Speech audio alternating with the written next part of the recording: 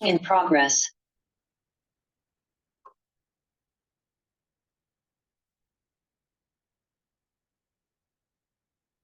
Okay. That's our big trails news. Into their existing trails already, which are good. Right. And we hopefully will put in this not disabled, but at least user friendly trail. Yeah. Right, okay. And it's an underserved neighborhood.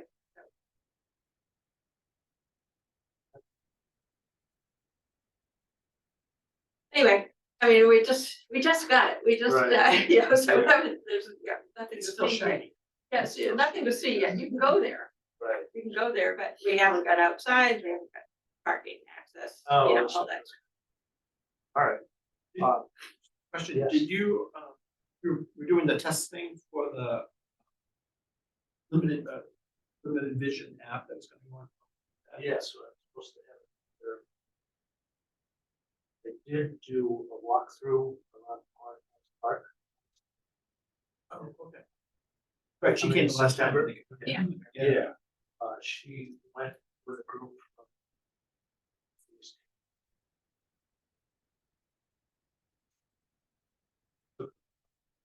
Houston. Yeah. Time and software design. Talked to her this morning and she's.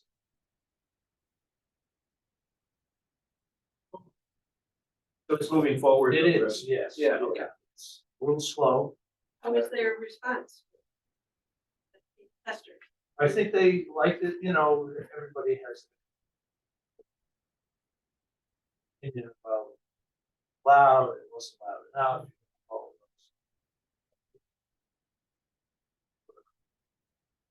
those. Yeah, the technical issue is not really, Yeah, Some no, other I think concept. generally they thought it was. You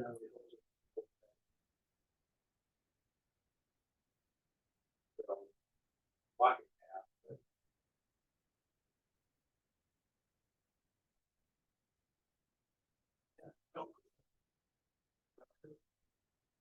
Uh, town trails, we just go.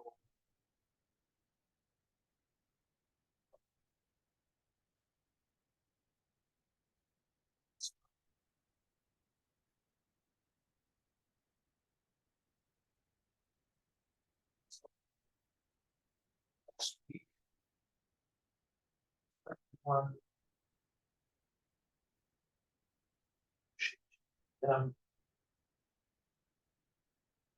Is that.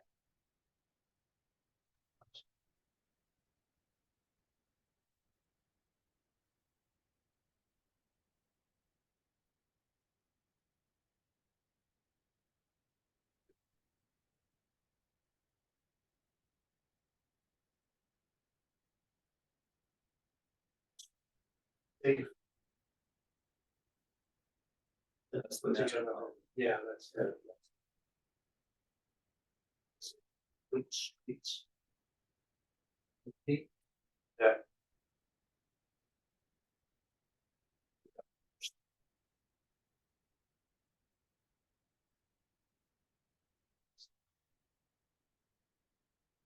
By oversight. Will this master plan allow us to get grants? Oh, yeah. Grants. Oh, absolutely.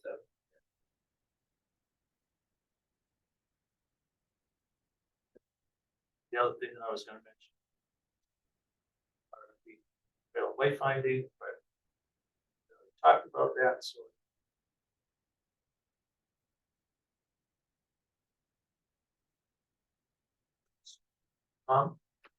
For the Tri-Town Trail. Yep. We've been really focused up on the ledger portion right now. Cleanup and a lot of improvements with the Eversource is all completed with their upgrades now, and so got two big parking lots and there with the grant for the recreation trails grant for extension down to 214, still in progress. So that first, trying to focus in on one parcel, and then and then teaming with the town of Ledger and Pride Utilities and Avalonia. There was an OSWA grant put in for another parcel that'll pretty much get it all the way, which is one easement and one parcel purchase. So that's right now. And then, but with that, as I mentioned with the ARPA thing, is that we had to get our ARPA thing process, we had to provide a attachment D project timeline and scope of work. We had to develop a timeline that's updated from the original submittal because the original submittal had us completed by now because of the delays of getting ARPA funding to the private organizations. I was been very, the lawyers have really gotten involved here. That's all part over the dam. But we basically said that, you know, we put everything into a quarterly basis for support of the universal trail wayfinding system. You know, that's basically what's going on this quarter and the next. And then we'll do some bulk purchases of directional coordination, trail blazing signs, bulk purchases of Connecticut Greenway signage, and then bulk purchase of trailhead signage.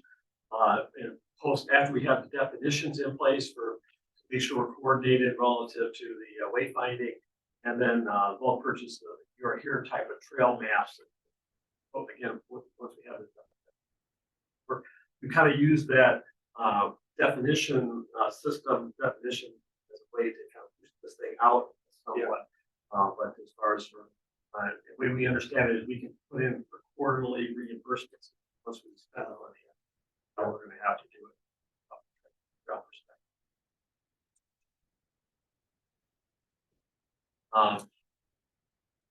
That's all in place right now, and all approved and signed. We're good to go as of today. Oh, great.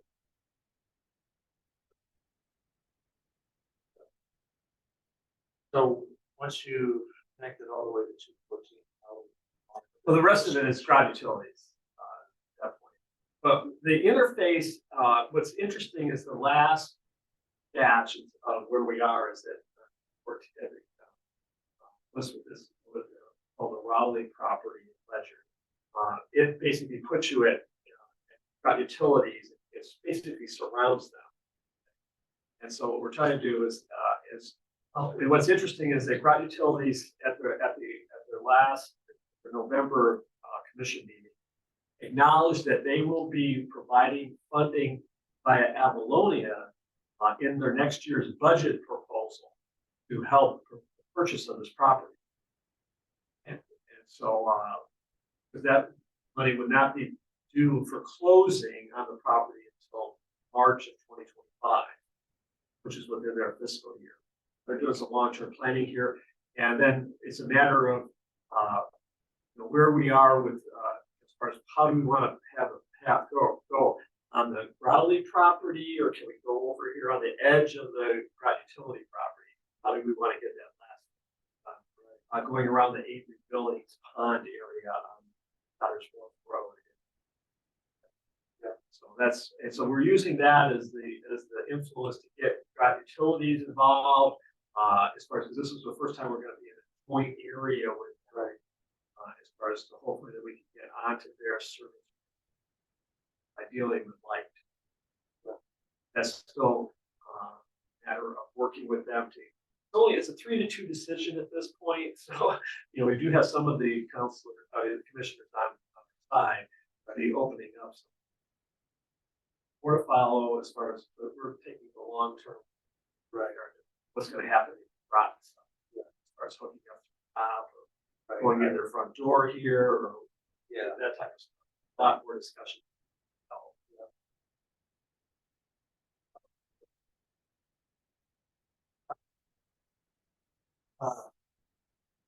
But no unfinished business.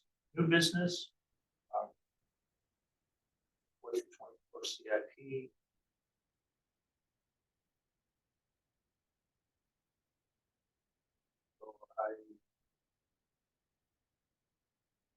working on a budget. Property. They about putting in. parking lot. And also some trail development, signage.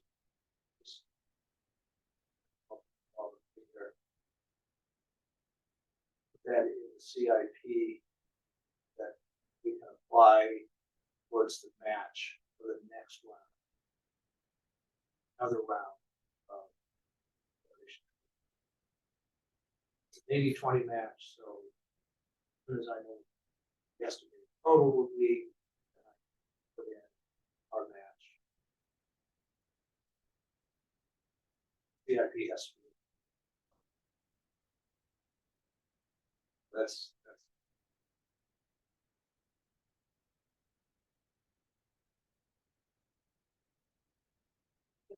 When I was away on my trip, I had like 4 messages. Conservation advocate. Ag you going on. I put her off. I said we're discussing it at our September 14th board meeting, and so I'll tell her, don't worry. Yeah, we're- and I had talked to Dan.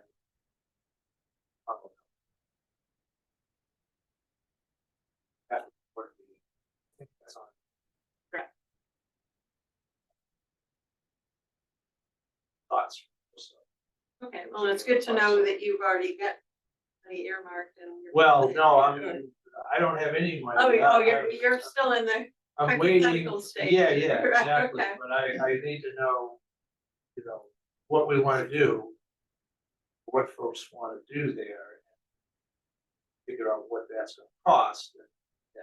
And okay, yeah, so you haven't discussed like having a forestry report or management. No, So, okay. no, That probably our management, property management person is big on the getting a forestry report. oh, sure. And then you can build grants on top of that. Yeah, But that would help yeah. identify. Well, and that could be The- one of the expenses related Yeah. to the home, hire somebody. Yeah, I I don't think know how much. it costs us about $5,000 for the, Oh, okay. for the, kind of Groton property, Okay. 89 acres. Yeah, so I can add that to the Yeah. cost of the. Yeah, we got a Personal report parking. and a forestry management. Yeah. Perfect. Yeah, and that will Yeah. really help.